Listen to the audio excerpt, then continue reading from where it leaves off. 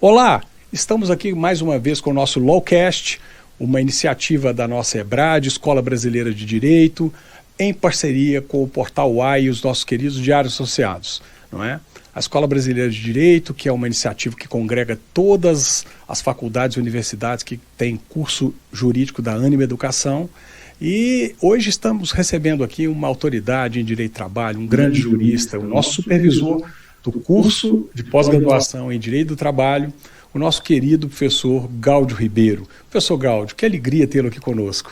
Professor João, eu posso dizer que da minha parte é uma grande satisfação, mais do que isso, uma honra estar aqui, não é? Fazer parte desse quadro tão ilustre de profissionais de altíssima qualificação e para bater esse papo aqui, não é? com os nossos alunos, enfim, aqueles que acompanham essa comunidade tão rica, não é? de profissionais que se interessam por assuntos jurídicos da atualidade. O professor Gáudio é supervisor do nosso curso de Direito de pós-graduação em Direito do Trabalho, em parceria e sob o comando aí do nosso querido ministro Ives Gandra Filho, que é um grande jurista de Direito do Trabalho também, enfim, um dos nomes mais renomados, né, no nosso cenário jurídico nacional. Professor Gáudio, me fala um pouquinho sobre a sua carreira, não é? Sobre a sua trajetória nesse mundo jurídico. Professor João, então, eu tive uma vida, vamos dizer assim, repleta de acontecimentos interessantes. Assim, meus pais eram da FUNAI, Fundação Nacional para o Índio, e por isso eu me mudei muito, eu vivi em vários lugares, e até aos 7 anos nós vivíamos em aldeias indígenas. E poxa, que interessante, que vida rica, hein? Não, foi uma experiência notável. Essas etnias nós conhecemos. Aliás, eu tenho um irmão, o Apaveraju, que é índio, enfim. Mas aos poucos nós fomos nos aproximando dos grandes centros. E foi então, para resumir a história, que nós chegamos a Brasília, início da década de 90, 93, e aí eu fui estudar na Universidade de Brasília. E lá, precisamente, eu tive a grande oportunidade de conhecer o ministro Ives, né, de quem me tornei rapidamente amigo. E depois de um tempo, né, eu estava numa empresa que desenvolvia tecnologia jurídica, era uma empresa bastante inovadora, fundada por um grande amigo, Leonardo Landim. E então, o ministro Ives me fez um convite irrecusável, isso no início de 2001, para compor a sua assessoria. Não é? Eu devo dizer que naquela altura a minha experiência com direito do trabalho era muito restrita aos livros acadêmicos, enfim, não tinha muito traquejo, vamos dizer assim, prático. Não é? E, entanto, o ministro Ives fez essa arriscada aposta e aí eu pude aprender muito lá. E com a sabedoria que tem, acertou em cheio. Eu posso dizer que mudou, eu disse a ele mais de uma vez, né, mudou a minha trajetória profissional, de fato. E lá no gabinete dele, também no gabinete do ministro Dall'Azen, eu tive 2 escolas. Não é, isso, João Orestes Dall'Azen. Exatamente. Um grande abraço a ele, viu? Ministro do Paraná, um sujeito genial também. Tempo que não vejo, mas tenho admiração por ambos.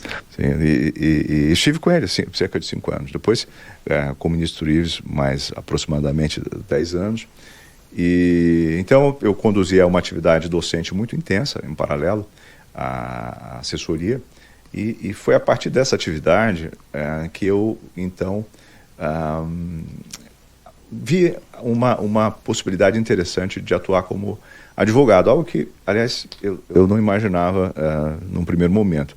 Mas aí em 2015, então, fundamos um escritório, que tem 2 unidades, uma aqui em São Paulo e outra em Brasília, e nossa especialidade é exatamente a atuação nos tribunais superiores. Eu sigo com uma atividade docente que não é tão intensa quanto antes, é verdade, mas, sem dúvida nenhuma, eu me encantei pelo direito do trabalho ao longo desse tempo, e hoje eu vejo como uma disciplina especialmente relevante, até porque as relações de trabalho figuram no epicentro eu diria epicentro, em primeiro lugar, existencial das pessoas, porque afinal... É verdade. Aliás, além de ser um fenômeno econômico social, na verdade, a atividade onde a gente passa a maior parte do nosso tempo, não é? Muitas vezes mais até do que com as nossas famílias, não é? Exatamente, exatamente. Então, o trabalho, não é, que é uma vocação, né, para o homem, é um chamado, e que é uma oportunidade de desenvolvimento e de transcendência, não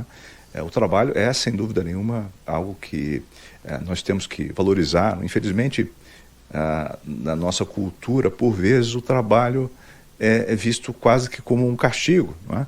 E não é. No fundo, é uma fonte de redenção, não é? É uma fonte de redenção, uma fonte de crescimento. Ao contrário, uma fonte de realização pessoal, né, profissional, né, de satisfação, né? Se Exato. conciliar isso, né, não estaremos nunca trabalhando, né? Sim. Estaremos sempre nos divertindo, sim, né, Gáudio? Verdade, professor. De fato, essa motivação é importante, né? Encontrar essas formas de ver no trabalho, não é, uma realização para além daquilo que seriam, vamos dizer assim, os nossos interesses mais diretos, primários, não é? Uma história que eu acho que eu li, não sei se foi num livro ou ouvi, enfim, de alguém, que o sujeito estava lá, um grupo de trabalhadores construindo e trabalhando numa construção. Um deles foi perguntado sobre o que estava fazendo. Ele diz: não, eu estou colocando aqui algumas pedras. E o outro: não, eu estou colocando aqui, eu estou fazendo uma parede, não é? E um último falou: não, aqui nós estamos construindo uma catedral, não é? Então, essa visão em perspectiva do nosso trabalho como uma forma de dar a nossa contribuição para que o mundo seja melhor, para que nós mesmos, não é, sejamos melhores. Então, assim, eu acho que o trabalho tem essa dimensão, vamos dizer assim, mais existencial. E depois, como o senhor bem disse, né,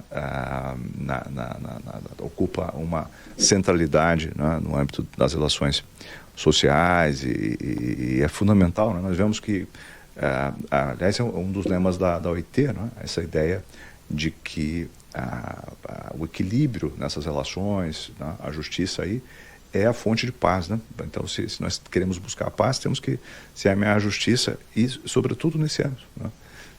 Até interessante, porque a OIT surgiu exatamente num contexto de um tratado de paz, né?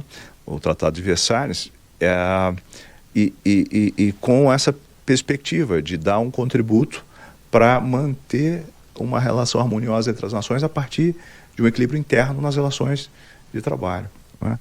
Muito interessante, Gáudio. E como é que você está vendo aí o cenário jurídico, né, atual, diante das conjunturas, né? Enfim, o que você está achando aí do direito de trabalho, o papel do direito de trabalho, as novidades, né, as eventuais necessidades de reforma? O que você abordaria aí, que está aí na ordem do dia, que os nossos estudantes, os nossos alunos, os nossos, enfim, mestres, doutores, porque estamos falando aqui, inclusive, para o grande público nosso que é de pós-graduação, né? Sim. Advogados, juízes, promotores, etc. e tal. Como é que estamos aí na discussão desses temas? Olha, no nosso país, nós temos uma característica peculiar, vamos dizer assim, que é a de que o centro de gravidade regulatório acabou se tornando a jurisprudência, não é?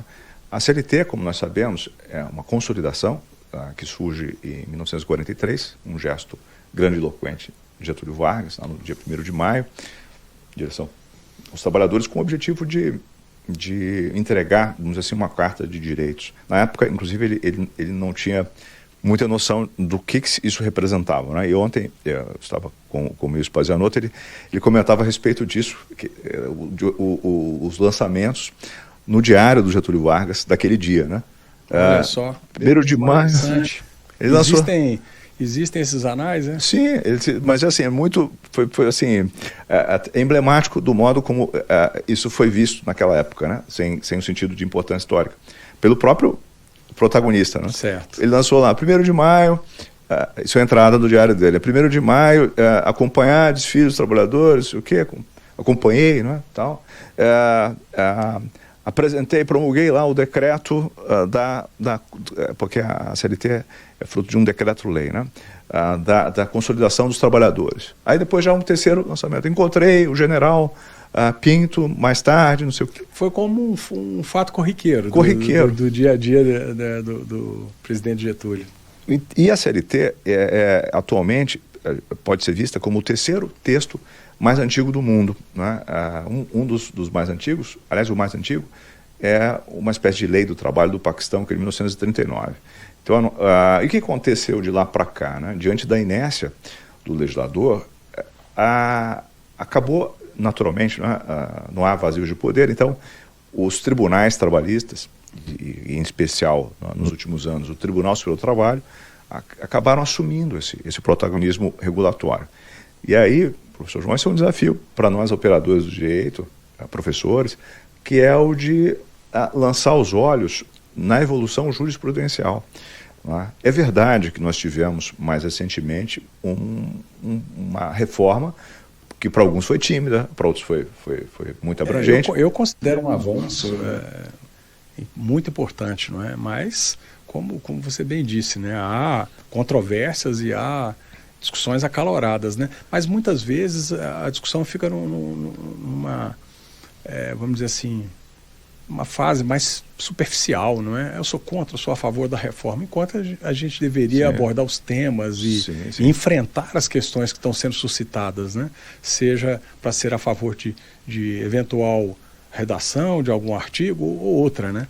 Mas essa questão que você colocou também eu acho que é muito importante, porque ela também está na ordem do dia, não só em relação ao direito do trabalho, mas sobre a questão da separação dos poderes, não é? Está lá prevista, né, o modelo de Montesquieu, né, previsto lá no artigo 2º da Constituição, o próprio caput do artigo 5º, né, que fala do princípio da reserva legal, que ninguém está obrigado a fazer ou deixar de fazer alguma coisa, senão em virtude de lei. As próprias competências, né, do artigo 22, 44 e 48 da nossa Carta Magna, que é expresso em dizer que compete privativamente, né, à União Federal e nessas competências o Congresso Nacional legislar sobre uma série de normas, em especial o direito do trabalho, né? E muitas vezes acaba, vamos dizer assim, ou o Poder Executivo através do antigo Ministério do Trabalho, ou o próprio Poder Judiciário, avançando a jurisprudência de maneira alargada em relação ao seu poder de interpretar leis, né? Acaba avançando, não é? E o que se tem denominado aí ativismo jurídico, né? Sim. E como é que você está enxergando isso? Está havendo esse espírito de autocontenção aí hoje do Poder Judiciário ou não? Estamos avançando? Na verdade, professor João, também tem uma visão bastante conservadora do papel do Judiciário. Me parece, de fato, que o papel do Judiciário é o de guardião da integridade, vamos dizer assim, do ordenamento jurídico, não é? Então, é manter, no fundo, isso que é uma organicidade, não é? Toda vez que o Judiciário, não é, deixa de se ocupar dessa preservação do que a gente pode chamar de integridade sistêmica, e avança no sentido de ocupar um espaço que não seria seu, né, não foi reservado ao Judiciário constitucionalmente, ele não só não cumpre o seu papel, né, de manter esse equilíbrio, essa estabilidade. Manter e aplicar. Como, né? Sim, e contribui para, na verdade, criar uma instabilidade, o próprio Judiciário. Que é o que a gente chama de insegurança jurídica, exatamente, né? Que pode afugentar investimentos, que gera imprevisibilidade, não é? Eu me lembro muito, né? Até estava falando isso com a professora Giselda, num bate-papo que tivemos num outro Lawcast. Acho que uma das questões mais importantes hoje é voltarmos àquelas questões mais elementares que aprendemos lá nos nossos bancos universitários, né? Do norma agendi, do facultas agendi, né? Que a pessoa age de acordo com uma conduta que ela acredita estar em conformidade ou até em desconformidade, mas e nesse caso disposta a sofrer as sanções, né? Agora, se ela age no pressuposto de que uma norma existe, que ela está consonante, e depois ela é penalizada por isso, há uma frustração, uma quebra de expectativa, né? Um risco que não foi mesurado, né? Muitas vezes pelo empreendedor, pelo investidor. Exatamente. E isso depois causa uma repercussão econômica e negativa até para os próprios empregos. Sem dúvida, sem dúvida nenhuma. Isso é um fator de grave dissuasão da capacidade de empreendimento. O nosso país é um país conhecido mundialmente pela sua criatividade, pela sua inventividade, mas eu vejo inúmeras vocações empresariais sendo completamente exterminadas, né? Acabam não surgindo, não avançando, precisamente pelo temor. Não é? Pelo temor, não só, claro, no âmbito trabalhista, mas falando do que é a minha área de atuação específica, o problema central é exatamente esse, quer dizer, o empresário, então, se lança nessa aventura que é empreender e faz lá as suas contas, e coloca no papel, não é? E faz as suas análises, faz o seu business plan, e então ele considera, obviamente, todo o conjunto de leis postas para avaliar custos, né? Oportunidades, riscos, né? Riscos que são inerentes a qualquer negócio. Exatamente, e já existem riscos tão grandes, não é? No âmbito econômico, não é?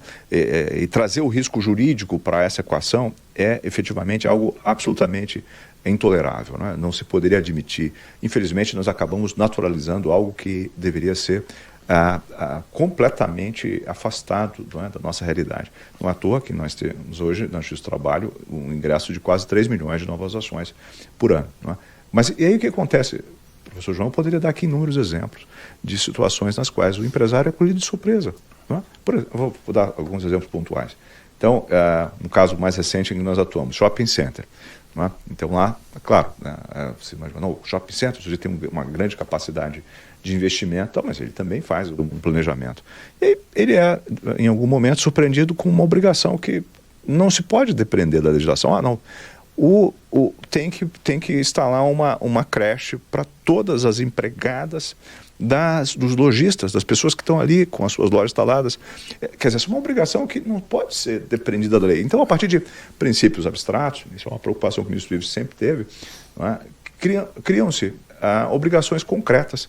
Então, de princípios de baixa densidade normativa, não se poderia extrair obrigação concreta. Isso, filosoficamente, é uma desculpe a expressão, talvez seja forte, mas me parece uma aberração, não é? Criar obrigações concretas a partir daí. E voltamos lá para o princípio da reserva legal, que ninguém está obrigado a fazer ou deixar de fazer alguma coisa, senão em virtude de lei. E mais, né, professor Gáudio, eu acho o seguinte, não vamos nem entrar no mérito se é justa ou injusta a norma, né? Eu acho que o mais importante é que se houver vamos dizer assim, procedência quanto ao mérito, que se busque o poder legislativo, né? Onde há debates, onde há avaliação, ou seja, eu gosto muito também de um dispositivo lá do artigo 1º da Constituição, né?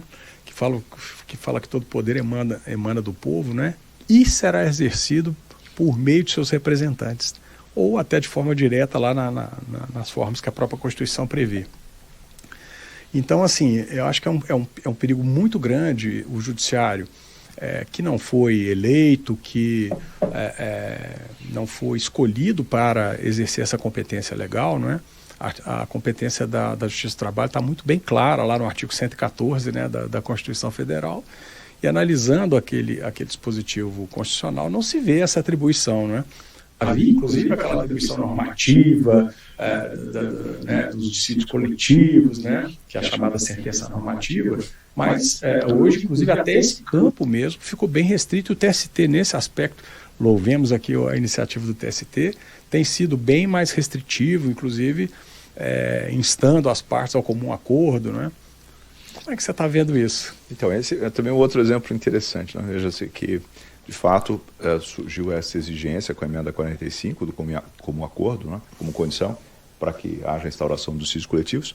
E veja que interessante, professor João, a sessão dos dissídios coletivos do TST começa das finais de uma tentativa de esvaziamento dessa exigência. Isso é um perigo, não é?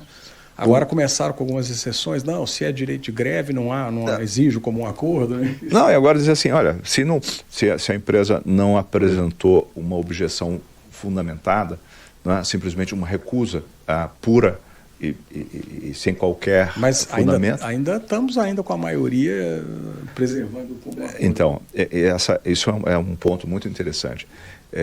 Nós estamos acompanhando, eu acompanho com uma certa preocupação, uma mudança de perfil nos órgãos fracionários do TST, e pode-se dizer que, no caso da STC, por exemplo, já há ventos, não é, que sopram numa direção diferente. Isso é muito preocupante, não é? Isso é muito preocupante, porque quando falamos de normas infraconstitucionais, ainda há um campo maior para uma interpretação. Agora, se insurgir contra um dispositivo constitucional de hierarquia, né?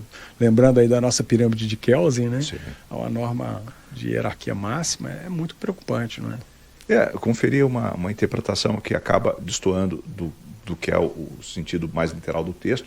Isso enfim, tem uma série de discussões e há, vamos dizer assim, instrumentos hermenêuticos muito ricos que são invocados, utilizados e acabam levando a isso na prática, que é a própria frustração, a meu juízo, do que foi a indicação clara, não é, do constituinte originário derivado. E no âmbito trabalhista, professor João, eu vi isso na assessoria, quando estive no TST, durante 15 anos, e vejo na advocacia com uma frequência muito grande. E o senhor falou uma coisa que eu acho fundamental, quer dizer, muitas vezes nós vemos um problema, de fato. Mas isso aqui não faz sentido, não é? A legislação trabalhista mesmo, imagine. A CLT de 43 e muitos dispositivos... Claro, estão anacrônicos, estão completamente...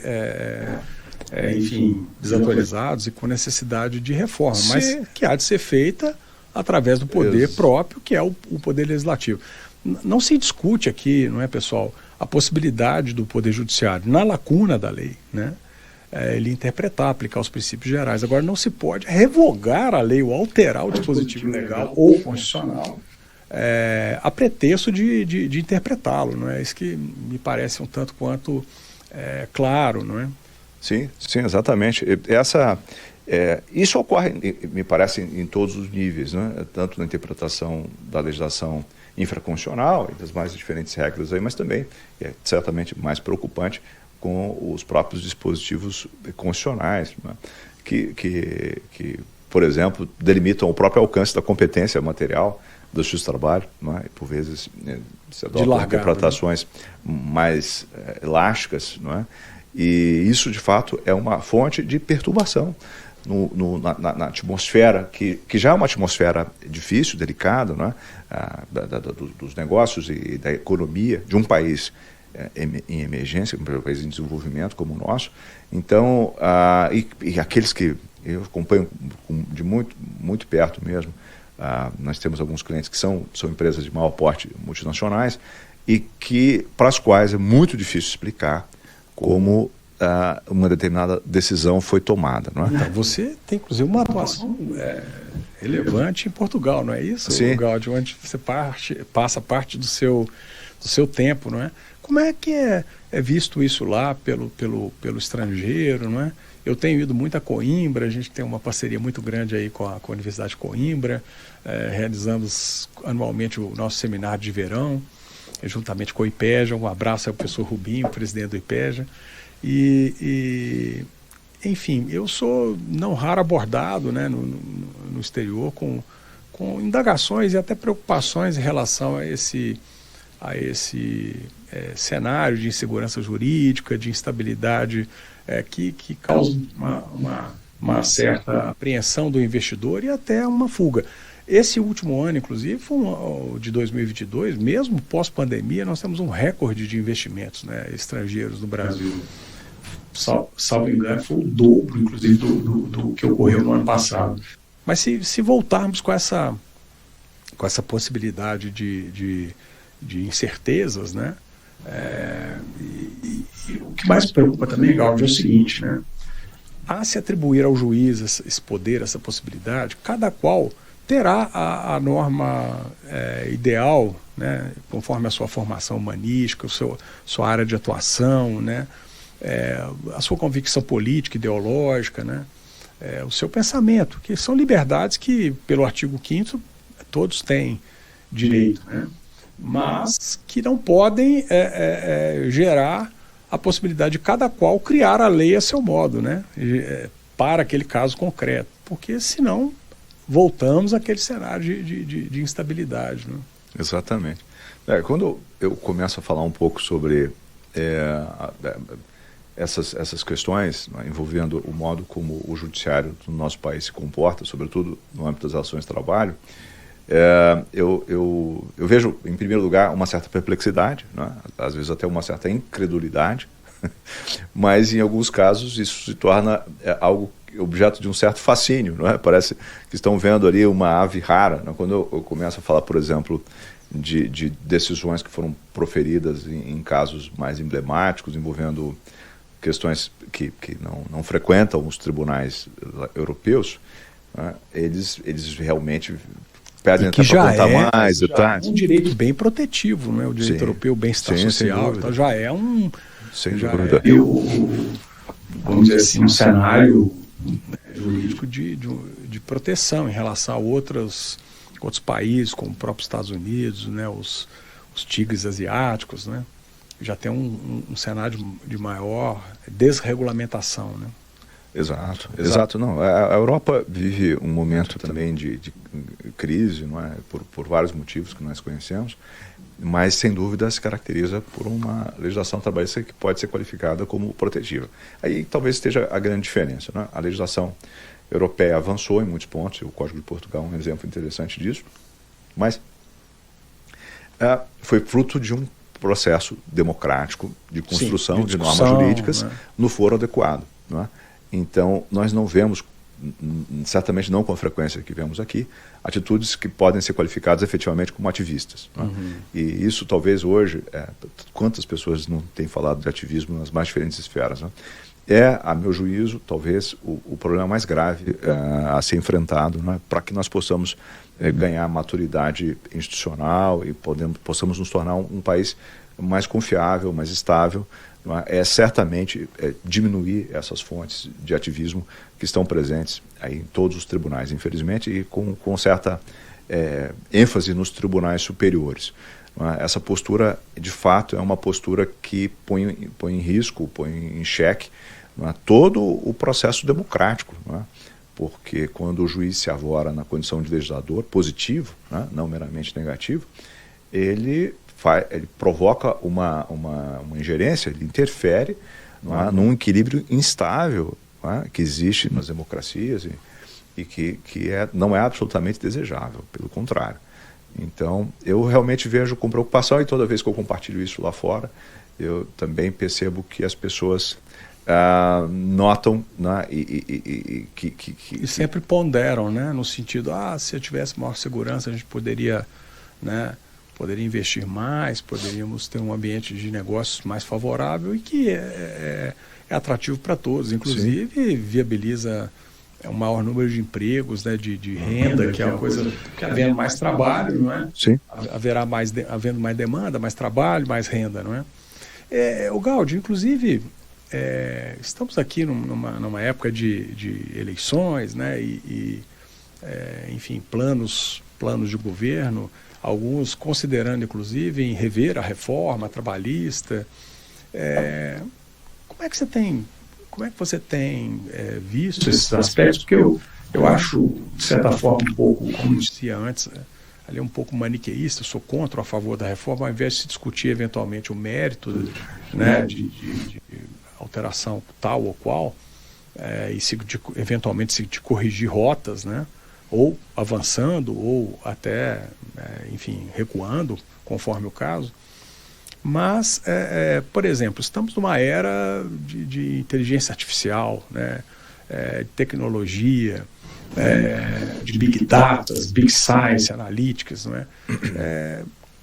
Como é que o direito brasileiro está se preparando para encarar essa era, né, essa era digital, que a pandemia nos jogou na cara essa realidade, não é? Talvez antecipou uma tendência que realmente iria se apresentar mais adiante, mas que agora foi absolutamente... Então temos aí, inclusive, as audiências, as sessões de tribunal, através de videoconferências, os julgamentos, enfim, os teletrabalhos.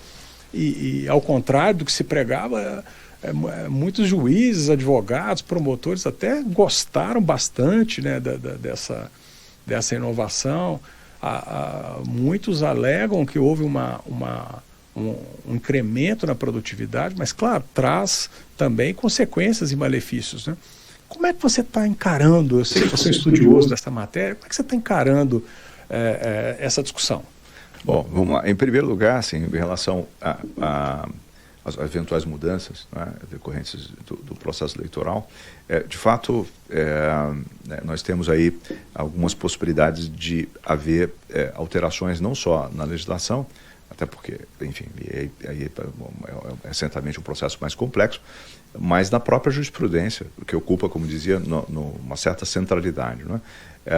Veja que interessante, professor João, nós temos lá na Comissão de Jurisprudência do TST, fez uma análise de todos os verbetes, súmulas ou jotas, que eram incompatíveis com a reforma, né? Claramente antagônicos. E nós já estamos aí há quase 5 anos da reforma, quase 5 anos. Agora, aliás, o tempo passa, não é?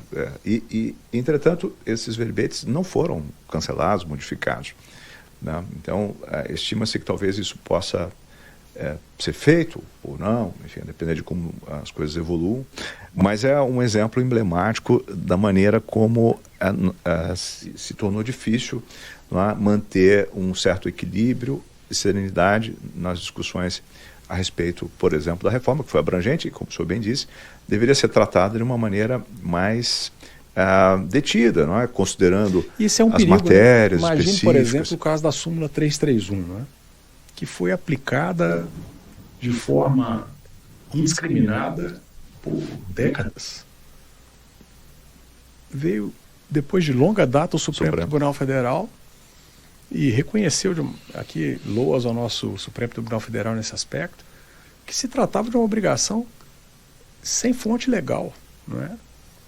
Que às vezes colidia inclusive com o nosso Código Civil, que prevê lá o contrato de prestação de serviços, né? Que não faz essa distinção entre atividade meio e atividade fim, o que, aliás, é muito difícil, inclusive no mundo, vamos dizer assim, extremamente multidisciplinar, não é? O que é meio, o que é fim, qual é o core de uma empresa, é uma coisa muito difícil. Imagine uma empresa que tem que ter departamentos de todos os setores, de todas as áreas, muitas vezes longe da sua expertise, é um custo elevado, mas se demorou quanto tempo para poder... Exatamente. Quantas foram as multas, né?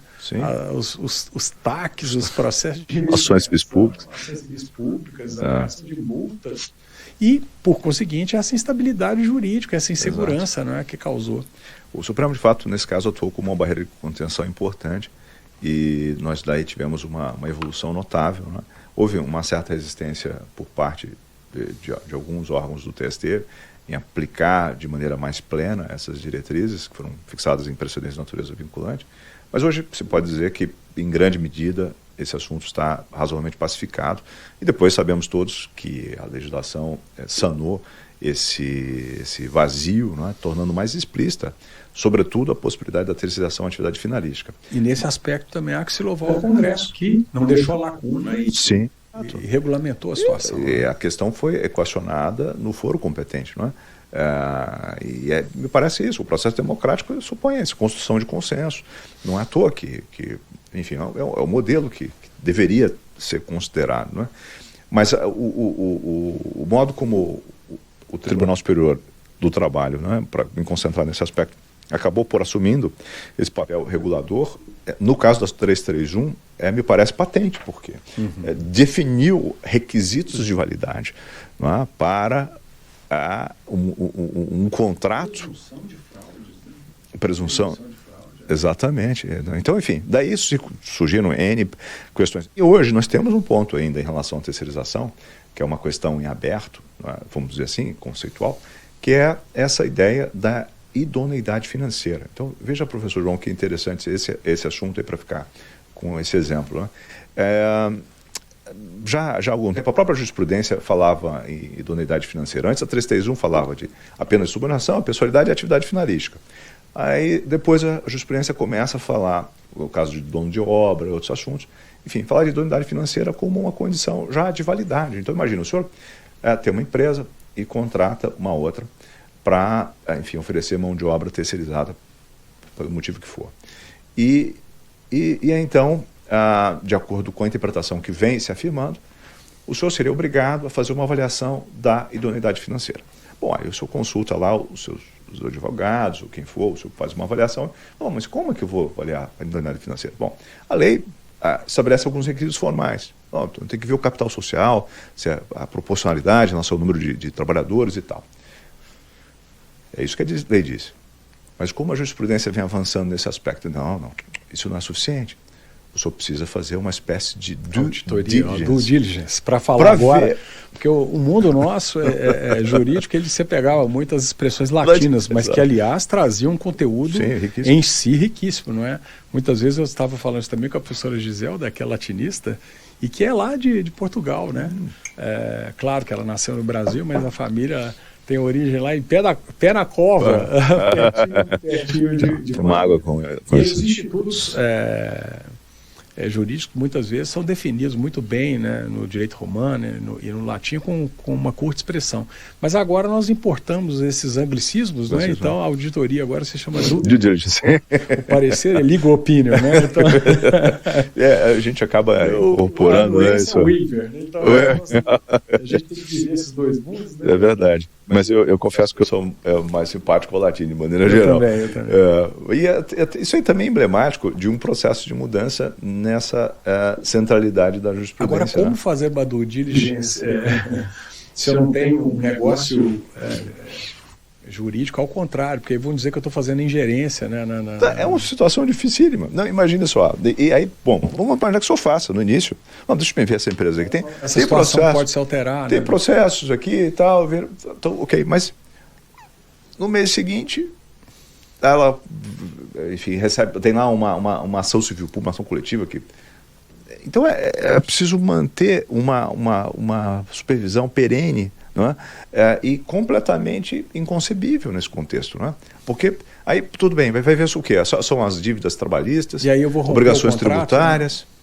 Né? E o impacto da subservância, como fica, né? Depois eu vou romper o contrato a partir de uma avaliação subjetiva de que aquela empresa passa a não ter mais idoneidade. Quer dizer, é uma situação muito... Volta-se à instabilidade. Instabilidade. Né? Como é a questão, por exemplo, do grupo econômico, né?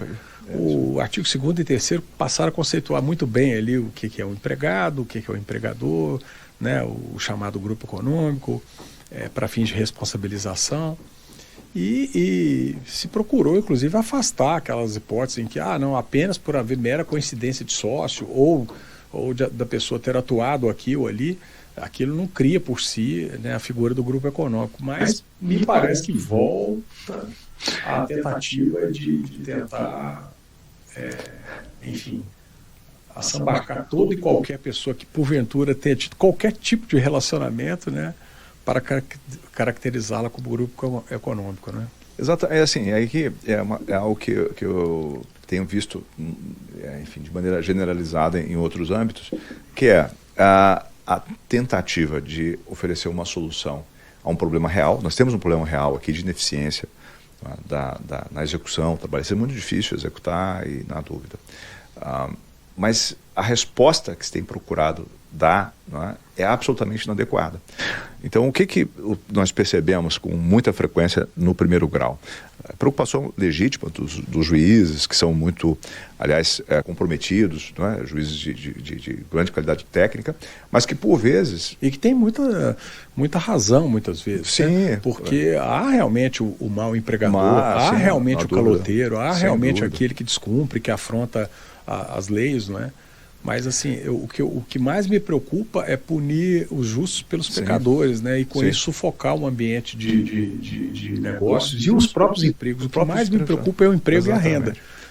E aí lança mão de uma série de instrumentos que, a rigor, hoje permitem a imputação de responsabilidade, o redirecionamento da execução em face de qualquer pessoa. Não é? Não existe aquela história de que nós estamos a alguns graus, não é, de relacionamento da rainha da Inglaterra. Se a gente cruza, é mais ou menos Hoje isso. já tem um aplicativo que você vai colocando ali o nome dos seus antepassados e a gente chega nos reis, né? Chega rapidamente. Mesma coisa aqui, quer dizer, então, imagine, hoje, isso tem sido feito de maneira um pouco assodada, a meu juízo, não é? Ferramentas como, por exemplo, a desconsideração direta e inversa de personalidade jurídica. Isso também me preocupa, não é? Que é a questão aí da aferição dos requisitos do artigo 50, não é? E que passa, ali tem conceitos claros, né? Abuso de personalidade jurídica, confusão patrimonial, não é? Intuito de lesar o credor, não é? E aí se passa a generalizar isso, ao invés de se provar, basta uma presunção. Presunção. A justiça do trabalho, infelizmente, tem esse partido da presunção, da teoria menor, e acaba se analisando isso de maneira um pouco superficial, ao meu juízo. Claro que com a criação do incidente de desconsideração, pelo menos do ponto de vista procedimental, nós tivemos uma evolução importante. Mas esse ponto que você tocou, desculpa ficar te interrompendo toda hora, Gaudio, mas é porque outra coisa que me preocupa é, vamos dizer assim, a ausência, muitas vezes, do incidente, não é? Sim. E da produção de prova, do contraditório, não é? E de medidas constritivas e medidas de força que se toma contra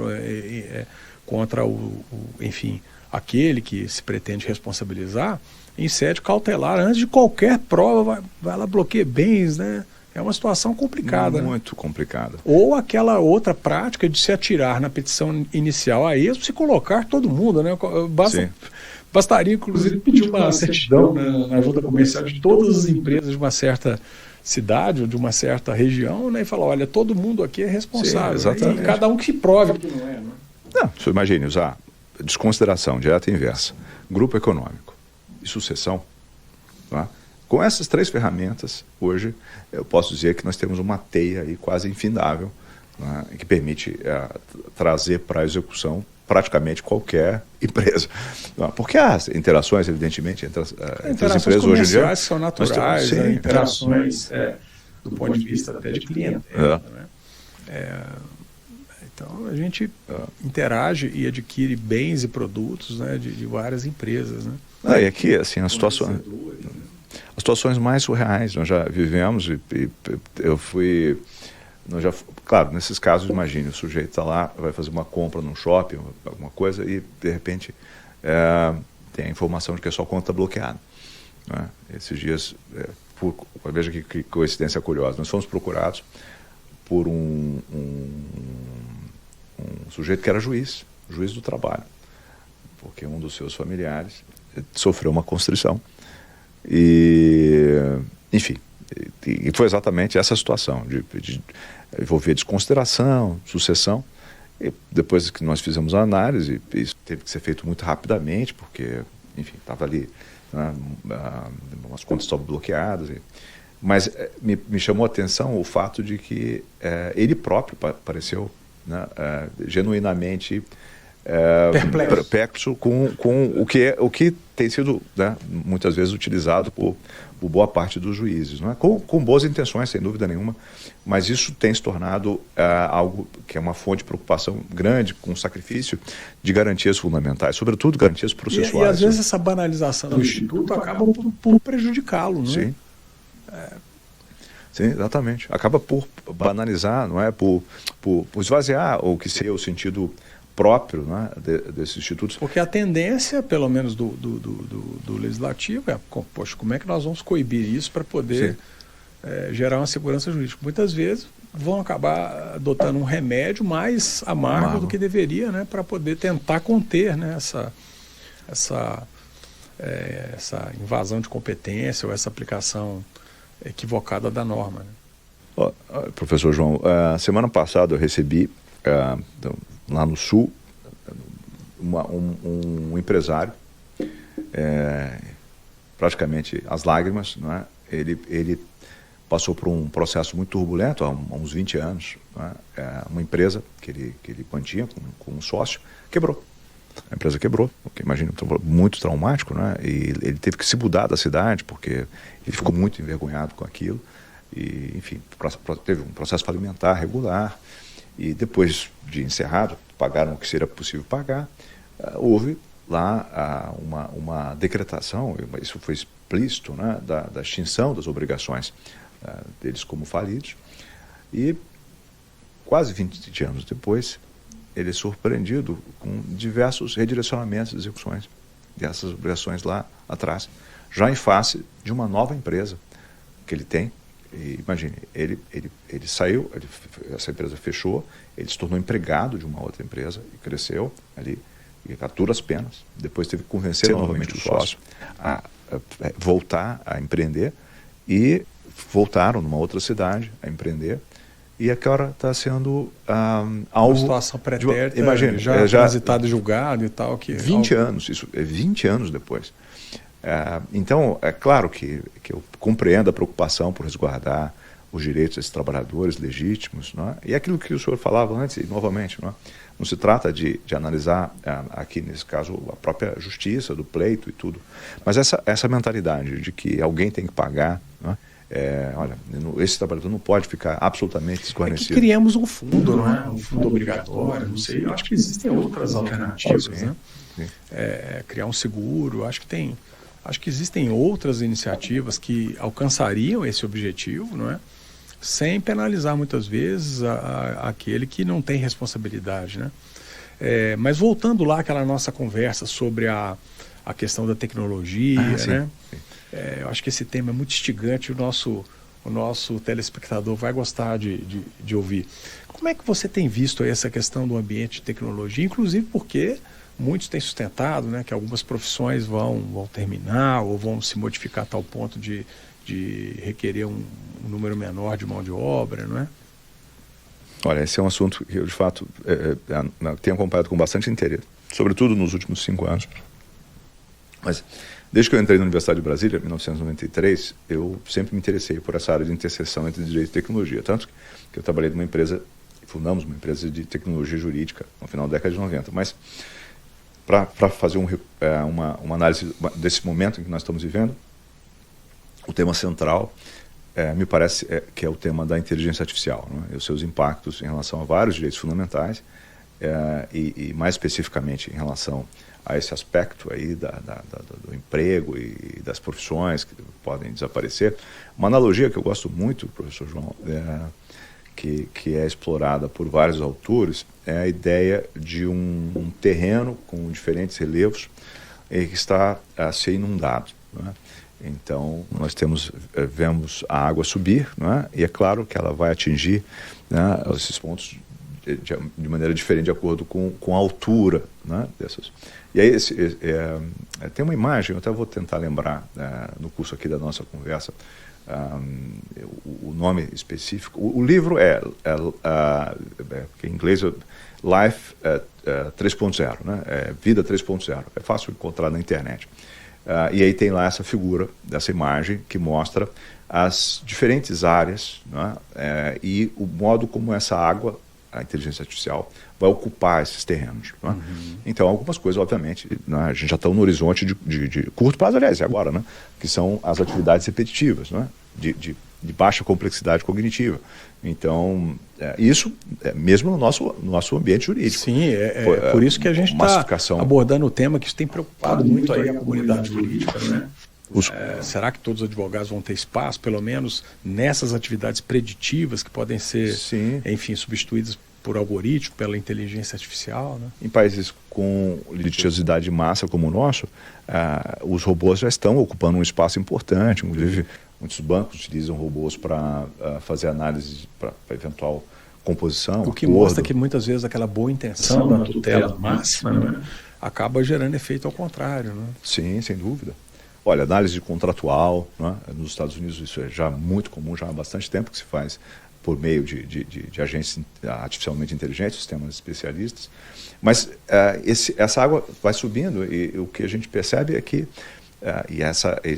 há um certo consenso em torno disso, que é o seguinte: no fundo, nenhum campo da inteligência humana estaria infenso, imune ao avanço da inteligência artificial. No seguinte sentido, quer dizer, a gente pode até imaginar, mas, poxa, e a arte, né?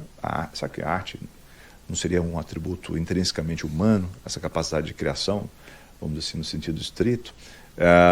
E mesmo aí, o que nós vemos isso com bastante perplexidade e com certa angústia, no meu caso, é que, incrivelmente, não é, tem sido desenvolvidos experimentos muito, muito instigantes. Por exemplo, na Holanda tem uma espécie de agente que estudou, vamos dizer assim, né, para usar uma expressão para que seja mais claro para o nosso público aí, as obras, não é, do Van Gogh, por exemplo, né, lembro especificamente disso, e foi capaz de a partir desse estudo, né, dessas obras, criar obras semelhantes, e que mesmo para especialistas, não é, para estudiosos, não era possível estabelecer a distinção, a fronteira. Música clássica, por exemplo, também foi feito um experimento interessante, eu já não me lembro em que país, mas um determinado agente criou uma sinfonia a partir do estudo de obras clássicas, e foi feita uma apresentação para uma plateia também de conhecedores, e foram várias músicas exibidas, e ao final eles foram chamados a identificar aquelas que seriam obras humanas e aquelas que seriam obra artificial, né, da inteligência artificial. E praticamente nenhum deles soube identificar, né? É interessante isso. Então, assim, é claro, essas fronteiras aí que estão no horizonte mais de médio e longo prazo, é difícil. Mas... Como diz o ministro Marco Aurélio, estamos vivendo tempos estranhos, né? Máquinas criando obras de arte e seres humanos destruindo, né? Essa semana, a pretexto de uma protesto. Né? Julgaram, não sei se foi uma sopa ou sei lá, um produto lácteo, nos girassóis do Van Gogh, né? Sim. Foram episódios lamentáveis, né? O Van Gogh foi uma sopa, né? Exatamente. E agora, mais recentemente, a pretexto de protestar contra a questão do gás, do óleo. Do meio ambiente, isso que é mais incrível.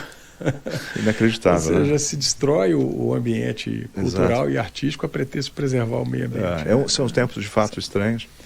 Não é? Isso daí eu também vejo como um sinal aí dos desafios que nos aguardam, não é? E as novas gerações que estão chegando agora ao mercado de trabalho, que estão se formando, e a responsabilidade que recai sobre os educadores no sentido amplo, né, de poder transferir essa visão centrada em valores, né, que tem se perdido, a meu juízo. Sabe, a meu juízo, professor João, aqui, eu tenho dito isso para muitos amigos, a fonte disso, eu entendo, a fonte disso é, em essência, o desrespeito pela realidade, né?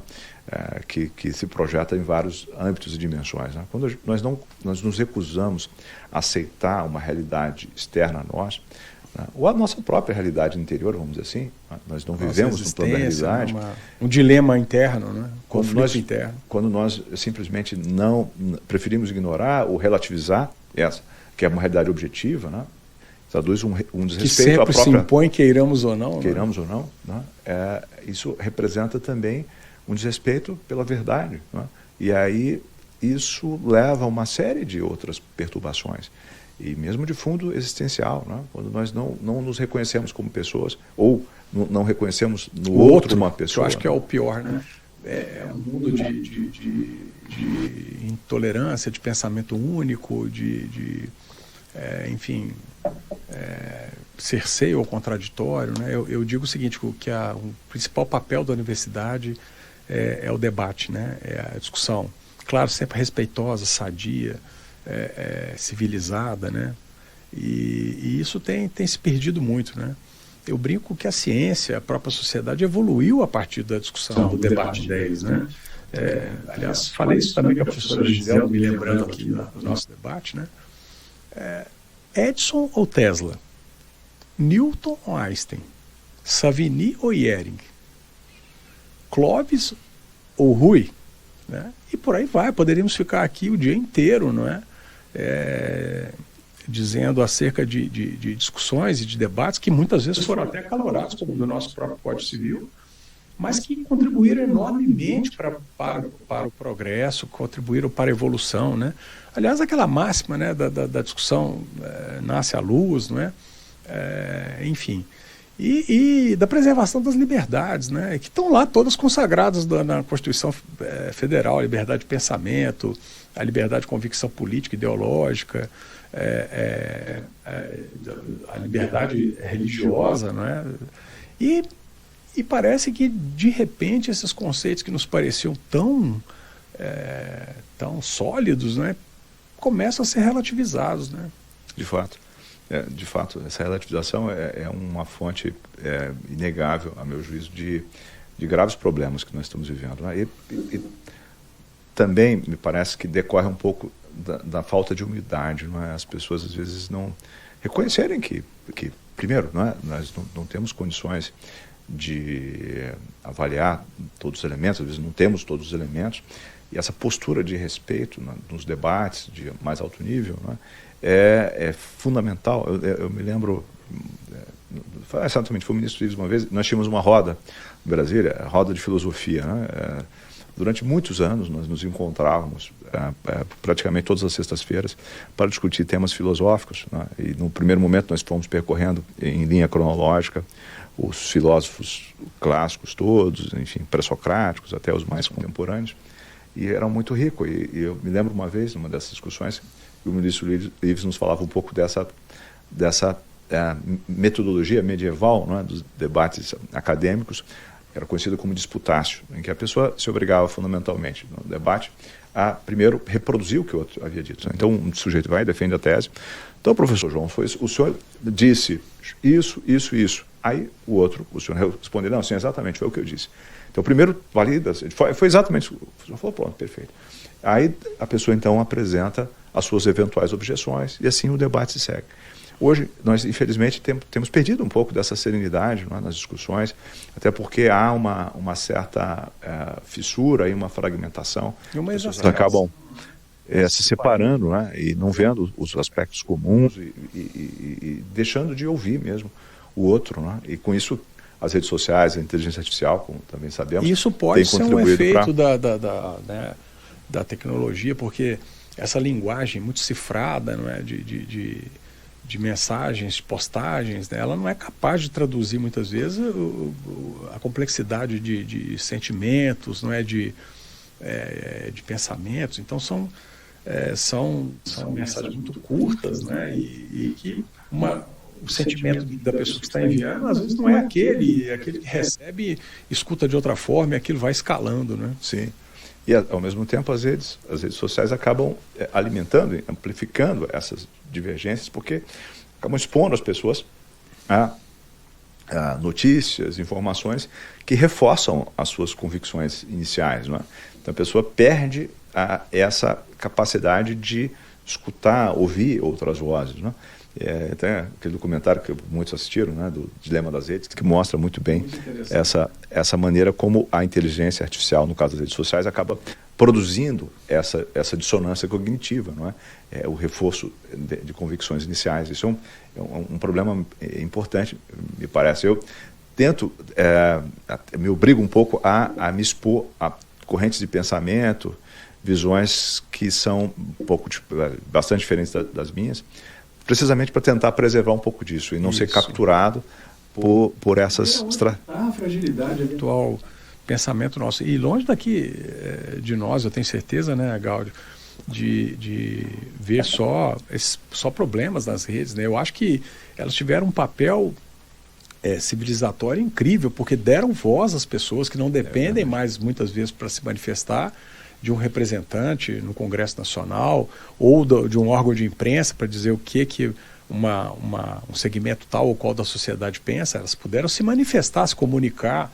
Eu brinco que a rede social é a nova ágora grega, né? Então, eles tiveram esse papel muito importante. Mas que, obviamente, como qualquer situação na vida, tem prós e contras, né? Sem dúvida.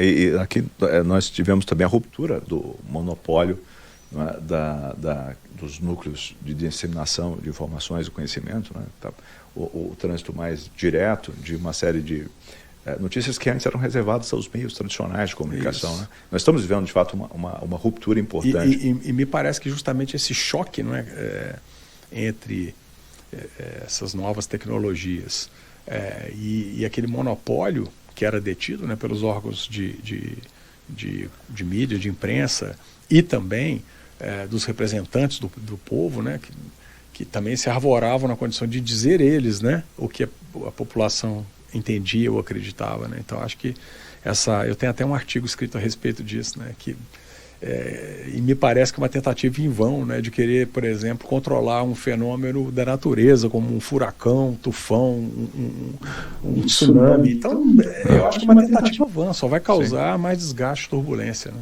Exato. É quase isso mesmo, uma força da natureza, né? Em relação à tecnologia, o que nós percebemos é que, efetivamente, é quase que inexorável, não é, esse movimento, e tentar frear de maneira mais artificial pode produzir efeitos catastróficos até, não é?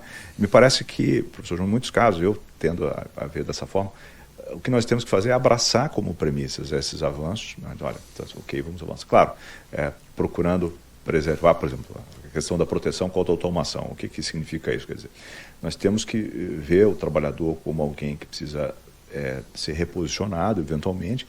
Isso não nos deve levar a preservar artificialmente empregos que não fazem mais sentido, né?